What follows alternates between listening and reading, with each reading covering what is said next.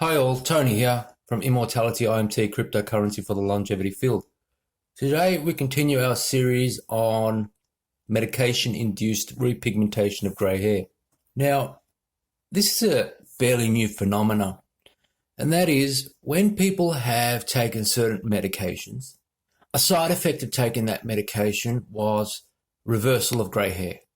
And it's slowly getting more interest. Now, here we have a medication that for some people it reverses their grey hair. Well, perhaps there is a medication that reverses grey hair as the main effect. A product like that would be a $1 trillion product, something that Immortality IMT, cryptocurrency for the longevity field, would be interested in pursuing. Even if such a medication were only effective to a minority of people, we believe in versioning. So you have version 1, version 2, version 3, and just getting those people in for a version 1 of a pill, and then over time improving the formula so it becomes more and more effective. In turn, Immortality IMT, the dev team, the science division, is not for profit. So it all goes back into buying the cryptocurrency and goes back to the grant fund, which funds all of this research. Basically, if Immortality IMT could release a product like this and it were successful, those who own the tokens would benefit. So today we have a paper titled Medication-Induced Repigmentation of Grey Hair, a Systematic Review. Now, I would say that this article is the many cases with different medications, because this has been observed not just with one medication, but with several different medications. This is because natural graying of hair, age-related graying of hair, can have multiple causes. I guess that's a simple way to think about it. It can have multiple causes. Abstract.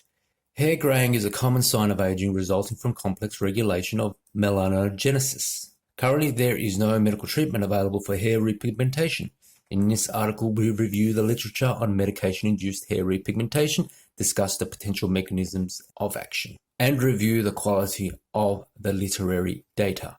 To date, there have been 27 studies discussing medication-induced grey hair repigmentation, including 6 articles on grey hair repigmentation as a primary objective, notably with Sorelen treatment or vitamin supplementation, and 21 reports on medication-induced grey hair repigmentation as an incidental finding. This is not something that relates to people taking vitamins. This is something that relates to aging. And graying hair happens to everyone. It's not a matter of people taking vitamins. This proposed treatment is not going to be something like that.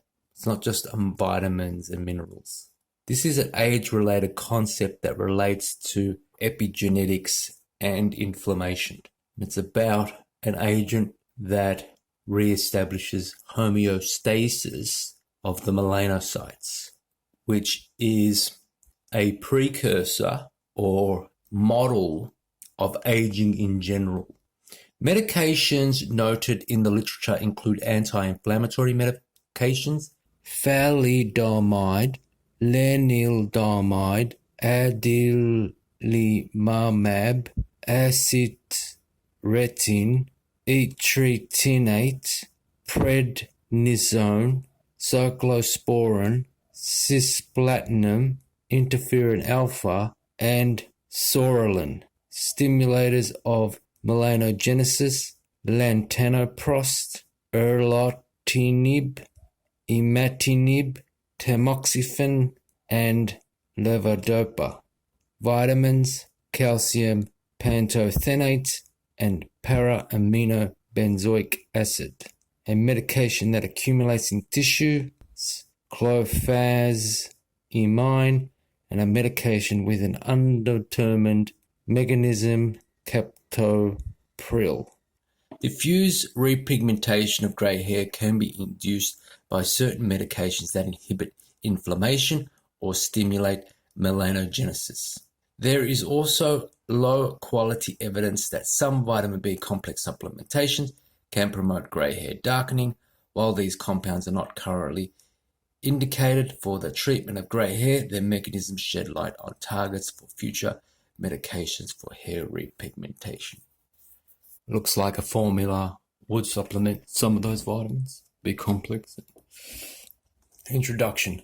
Hair color has long been a symbol of youth and health, with graying signifying advanced stage. Topical means of hair coloring, such as permanent hair dyes, are affordable and easy to use. However, they can cause irritation of the scalp, allergic reaction, and damage to the hair shaft. Semi-permanent and temporary hair dyes are gentler, but since they do not penetrate the hair cortex, they do not camouflage grey hair as well. An optimal therapy would permanently reverse grey back to its original hair color without causing damage to the hair shaft or scalp irritation. In a quest for development of this type of therapy, anecdotal reports of medications associated with hair repigmentation have been described. Unfortunately, many cases are not definitively reproducible, and little is understood about the pathophysiology behind hair repigmentation. Clinical presentation. Graying of hair, also called keratitis or achromatopsia, is part of the natural aging process. It has been reported that worldwide, 6 to 23% of people have 50% grey hair by 50 years of age. Graying typically begins in the mid-30s for Caucasians and late 30s for Asians and the mid-40s for Africans. Premature hair graying is considered when the onset of grey hair begins before the age of 20 years in Caucasians, before the age of 25 years in Asians, and before the age of 30 years in Africans. In men, grey hair typically begins at the temples and sideburns, then spreads to the vertex, and lastly, the occiput. In women, graying develops at the boundaries of the scalp and moves towards the vertex. Progression of hair graying depends on genetic factors. However, early onset of grey hair does not necessarily correlate with rapid progression. Some causes of premature hair graying are reversible, such as nutritional deficiencies, vitamin B12, iron, and copper deficiency, as well as severe protein malnutrition, have been linked to hair hyperpigmentation. Other risk factors significantly associated with premature graying hair include a vegetarian diet and atopy. Pathophysiology. The human hair shaft is composed of two main concentric regions, an inner cortex surrounded by an outer cuticle. In a small proportion of hairs, another innermost layer, the medulla, may be present. Within the unit, there are 5 to 6 different subpopulations of melanocytes. Melanogenetically active melanocytes are located at the infundibulum, sebaceous gland, and hair bulb around the dermal follicular papilla. Additionally, undifferentiated inactive melanocytes are located in the upper hair follicle reservoir near the erector pili muscle insertion site within the outer root sheath of the hair follicle and in the hair bulb matrix. Active melanocytes produce and transfer melanin to the keratinocytes of the hair shaft cortex, with a small amount also transferred to the medulla and rarely to the cuticle. The role of the inactive melanocytes is poorly understood, but they are thought to act as a stem cell reserve which can be induced to become melanin-producing cells if the skin is wounded. Hair melanogenesis is tightly linked to the stages of hair cycle and is actively pigmented during anagen growth, but not in the canagen involution or telogen quiescence. Anagen for the human scalp hair on average lasts 3 to 5 years, which requires the small population of follicular melanocytes to produce large amounts of melanin. Follicle-based melanocytes are larger than epidermis-based melanocytes, with a more extensive Golgi apparatus and rough endoplasmic reticulum, thus producing larger melanosomes. Follicular melanin also degrades more slowly than melanin in the epidermis. Because of this, the pigmentation at the distal and proximal ends of the hair shaft is similar. A specific hair color is controlled by the type of melanin pigment produced by the follicular melanocytes, including black, brown, eumelanin, and reddish-brown pheomelanin. Numerous factors control stimulation of melanogenesis at the hair. Numerous factors control stimulation of melanogenesis at the level of the hair follicle, including melanin-stimulating hormone, ACTH, endothelin-1, prostaglandins, leukotrienes, neutrophils, fibroblast growth factor, nitric oxide, and catecholamines. In contrast, inhibitors of melanogenesis include sphingolipids, bone morphogenetic protein, 4, and autoimmune processes such as vitiligo and alopecia areata. Certain compounds or diseases can affect the production of these factors and alter the hair pigmentation. Conditions occasionally associated with darkening of hair color include Addison's disease, neurodermatitis, porphyria cutanea, and inflammatory scalp conditions. Conversely, conditions linked to hair lightening or graying include cystic fibrosis, celiac disease, hypothyroidism, vitiligo, alopecia areata, and genetic diseases such as Werner syndrome, Lewis-Barr syndrome, Waardenburg syndrome, or Grisheli syndrome. The development of grey hair is ultimately due to a decrease in the number of melanocytes. This can be either due to a defect in the melanocytic stem cells or destruction of the follicular stem cell population. A common issue leading to follicular melanocyte death is oxidative stress due to the development of reactive oxygen species from hydrogen peroxide buildup, a natural product of hair growth process, or ultraviolet light. Antioxidants such as BCL2, catalysts, and methionine sulfoxide reductase are naturally produced by melanocytes to protect against rust damage. These protective molecules are notably absent in grey hair follicles. For example, studies on BCL2 deficient mice have noted the development of grey hair by the second hair cycle. Interestingly, melanocytes in the outer roots sheath appear to be less affected by rust damage, and they may be a pigment source for reversal of hair color. Other causes of oxidative stress include pollution, emotional stress, alcohol consumption, and cigarette smoking, have all been linked to the premature development of grey hair. Hair graying is a complex process regulated by multiple intrinsic and extrinsic factors, with treatment options for hair repigmentation currently being investigated. In this systemic review, we identify medications linked to grey hair repigmentation to further delineate potential targets for hair repigmentation therapy. Methods. A systematic literature search performed using PubMed and CINAHL, ending in May 2019. Search term were grey or grey and hair, or actinides, or achromotrichia, and treatment or repigmentation or reversal or darkening or therapy.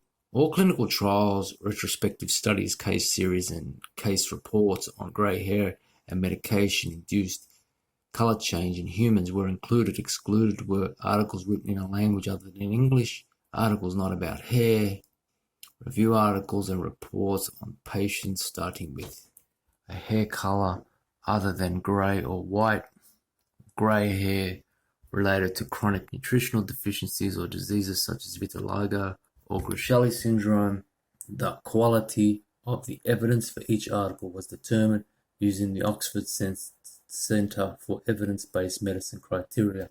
Results. 241 articles were evaluated and 27 were included in this systematic review. These consist of 4 prospective cohort studies, 3 respective cohort studies, 1 case study, and 19 case reports. This includes an aggregate of 133 patients with medication-induced grey hair pigmentation. Of these 3 prospective studies and 1 case series focused specifically on premature hair graying, while the remaining articles investigated patients with age-related cavities. Overall, the quality of evidence is low, given that most cases were documented as solitary case reports, or in studies which were not reproducible. A summary of the articles and their level of evidence quality is found in Table 1. So, anti-inflammatory case report 5, one patient.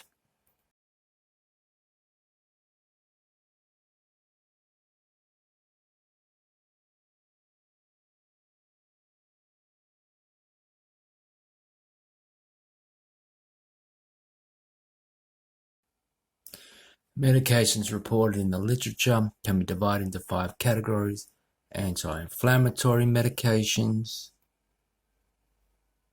stimulators of melanogenesis, vitamins, medications that accumulate in tissues, and those with a mechanism yet to be determined.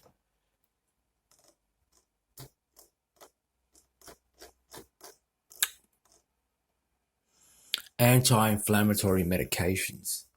While the majority of the anti-inflammatory medications were documented in case reports, one prospective cohort study and one retrospective study were noted in the literature, totaling 39 patients. Psoralen plus UVA light PURVA was reported by Pavithran to induce grey hair repigmentation directly in patients with premature grey hair. The author states that the idea stemmed from clinical experience while treating patients with PURVA and psoriasis. Because of this, a prospective study was performed specifically on healthy patients aged 10 to 20 years with premature grey hair. At 13 months of treatment, 46% of patients noted complete scalp hair repigmentation, with no relapse at the 8-month follow-up. 7 additional patients showed partial repigmentation, with pigmented proximal ends of the grey hair shafts, or repigmentation with a diffuse or patchy light brown color.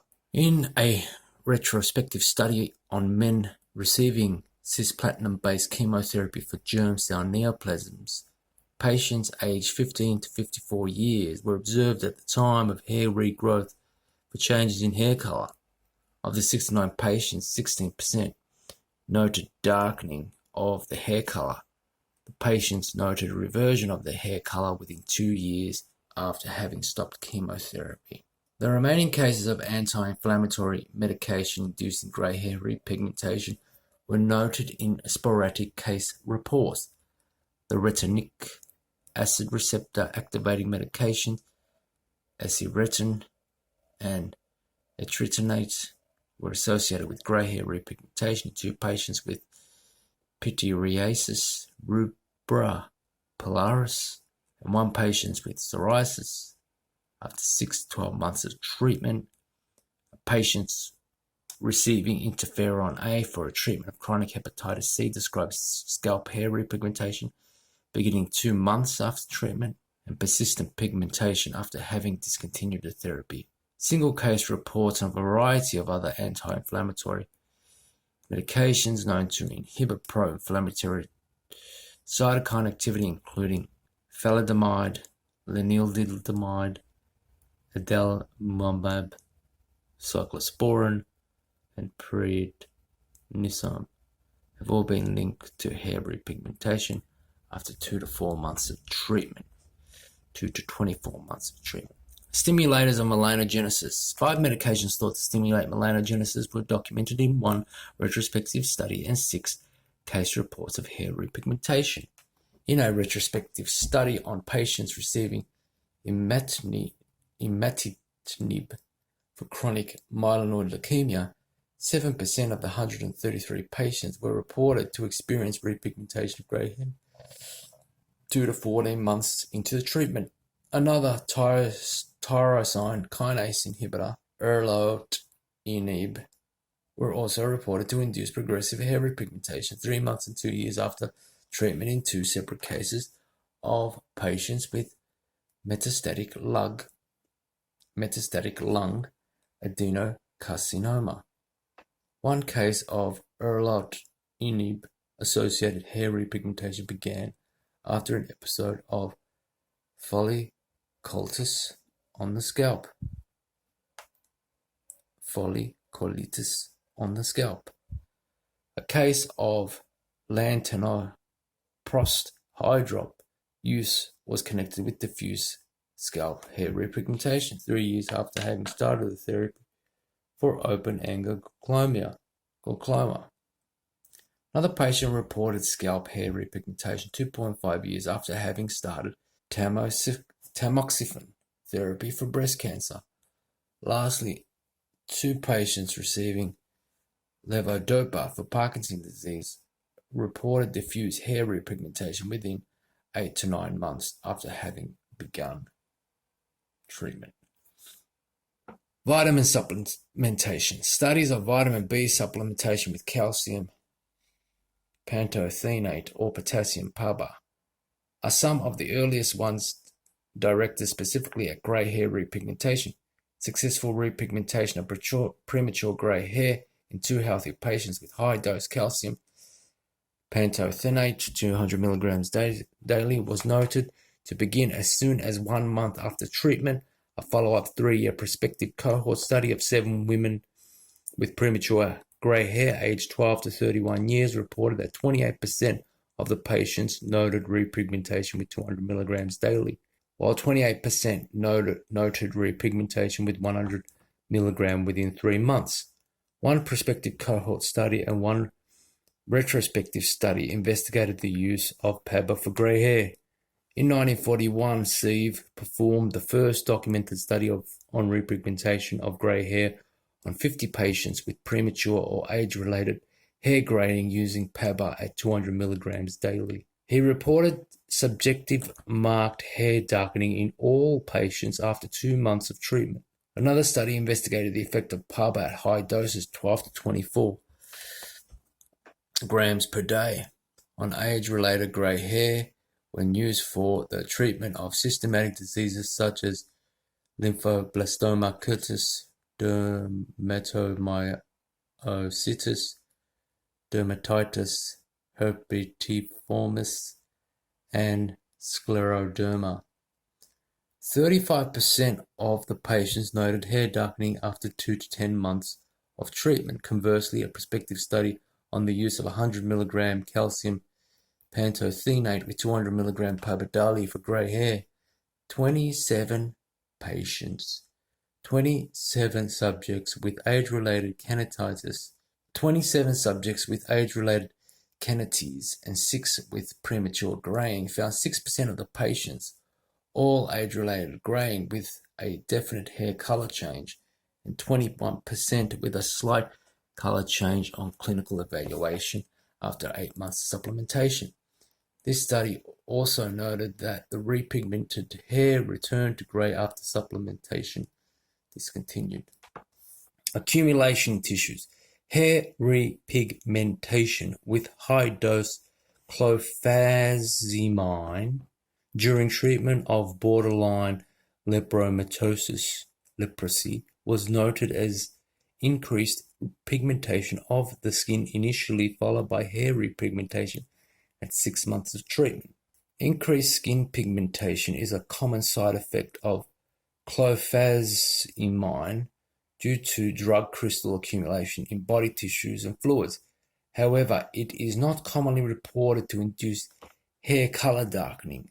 The hair repigmentation persisted for 8 months after having completed treatment.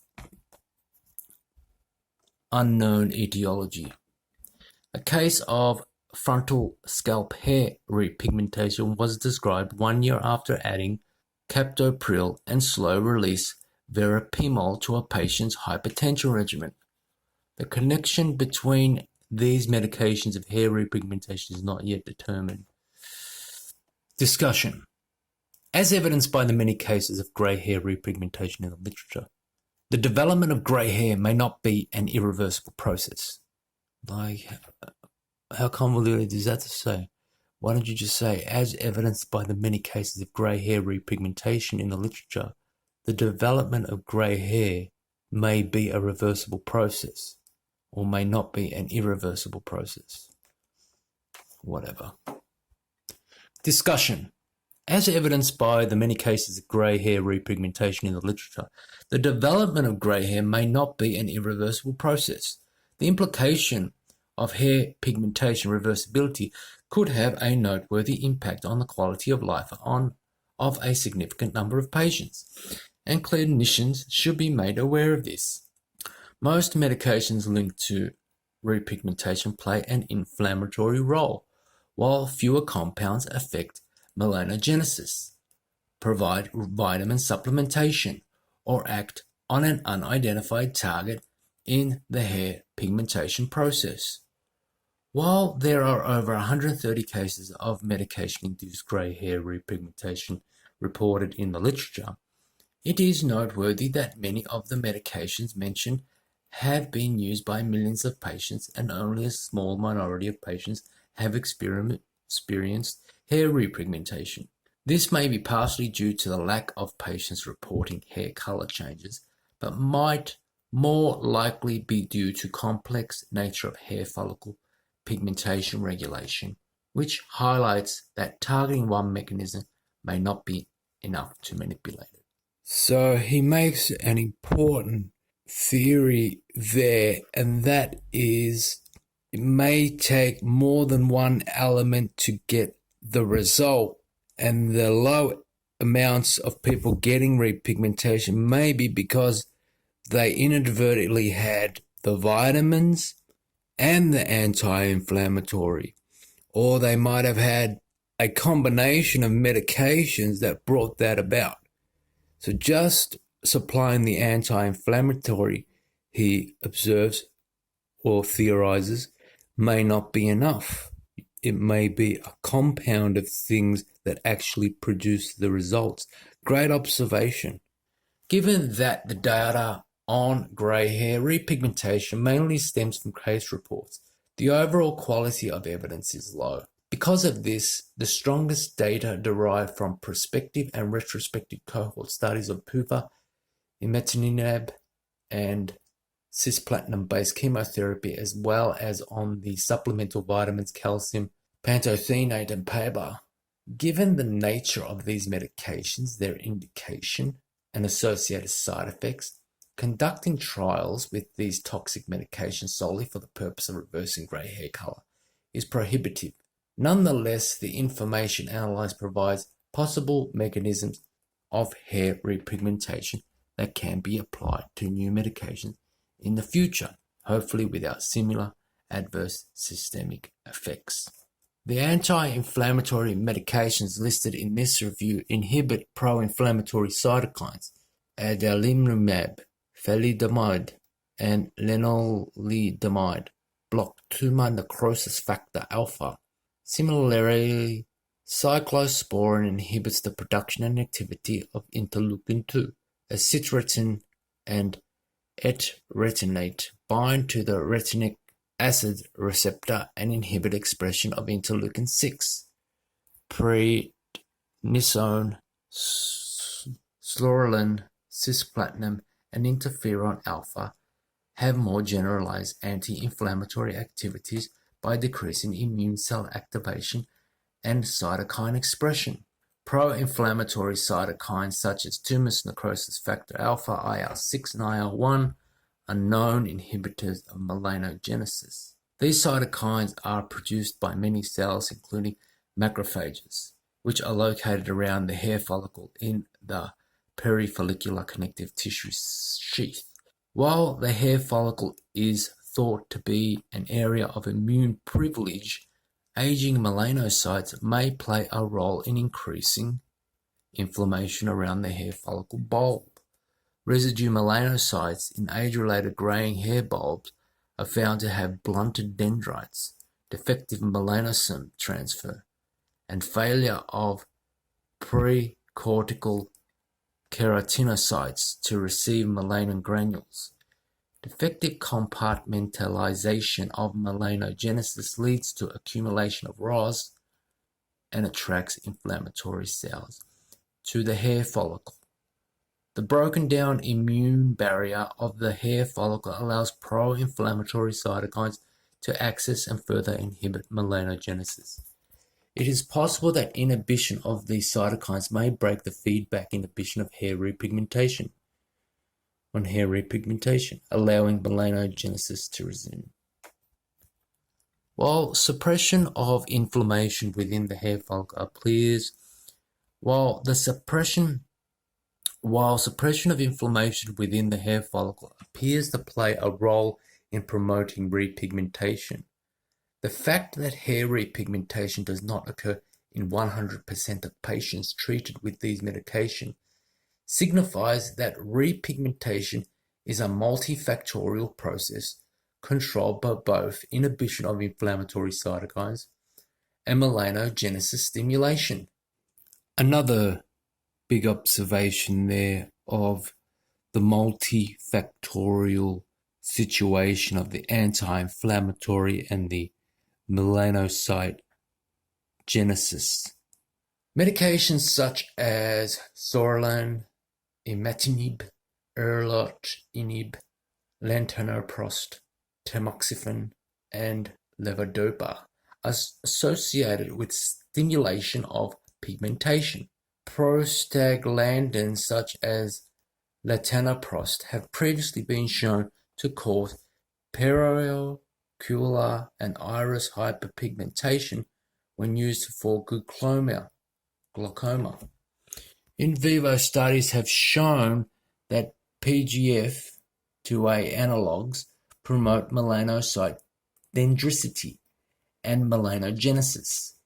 Similarly, estrogens increase skin and hair pigmentation by stimulating melanin released by melanocytes. Tamoxifen, a selective estrogen receptor modulator, may act as an agonist in this process, leading to increased pigmentation in rare cases.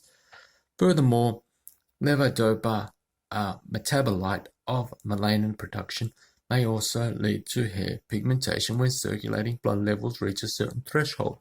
While we can hypothesize mechanisms for these medications to promote hair follicle repigmentation, the fact that there are only sporadic cases with the use of these commonly prescribed medication points to the fact that the process of hair repigmentation is not a simple one.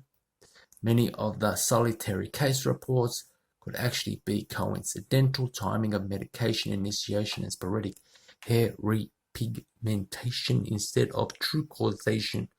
In the literature, there are reports of a 21-year-old male and a 67-year-old male with sporadic hair repigmentation without changes in medication or health status.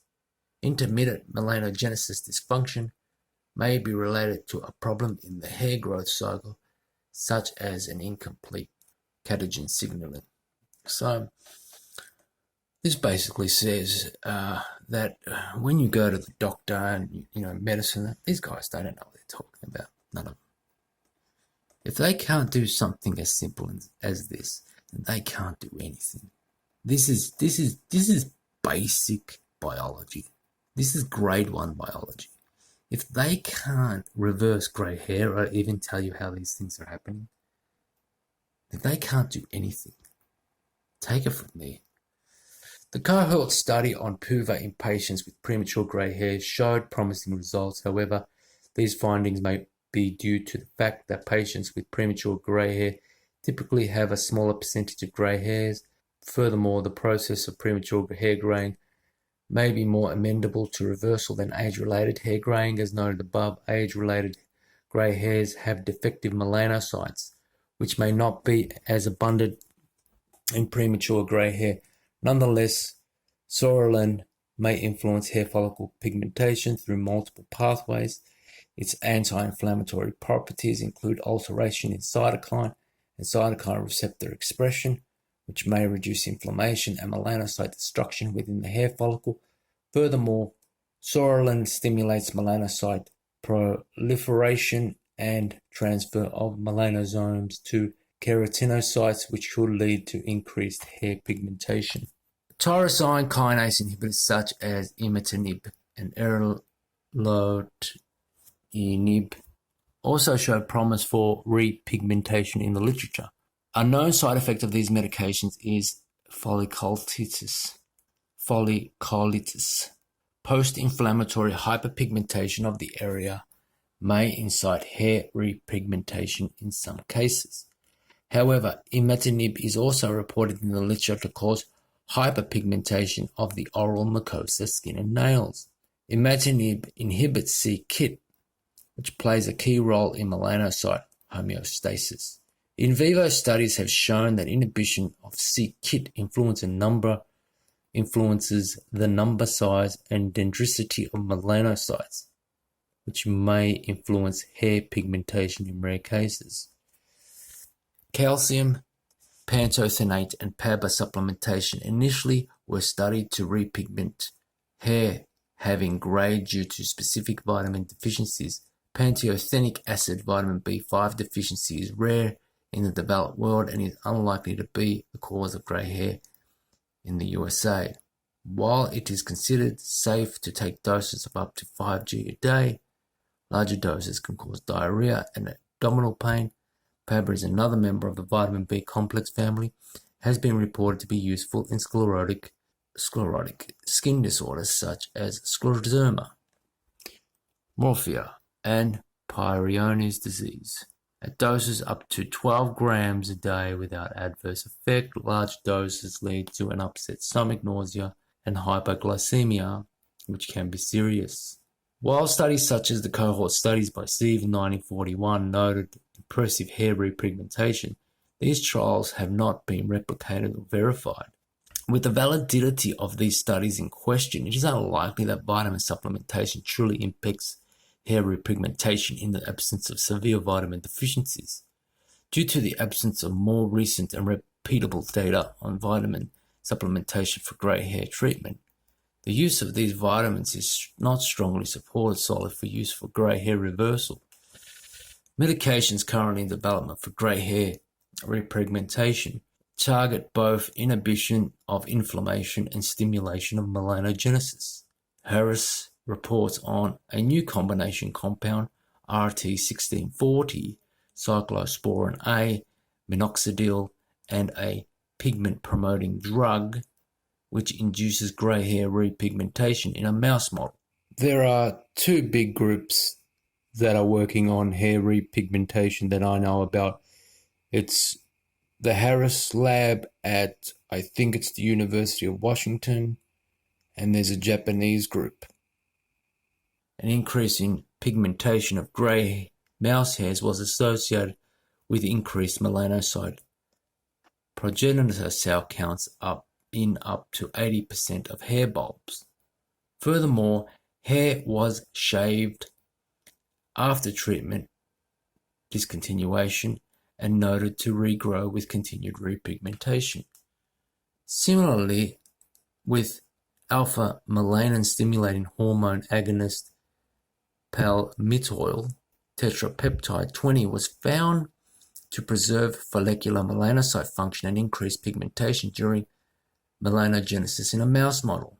Saha et al. Described the use of C18-0 sphingolipid-rich placental extract to induce microphthalmia-associated transcription factor, MITF, and adaptive quiescent melanocyte stem cells in grey-haired mice. There was significant growth of dense black hair on mice treated with this extract, suggesting reactivation of melanocyte stem cells. Lastly, in a mouse model, flavonoids such as steribin, lucteolin, and hydroxygenconin have recently been shown to regenerate pigmented hair when applied during wound healing. Flavonoids are antioxidants and anti-inflammatory compounds which scavenge free radicals and promote melanogenesis through the WNT signaling pathway, as evident by many of these investigational treatments.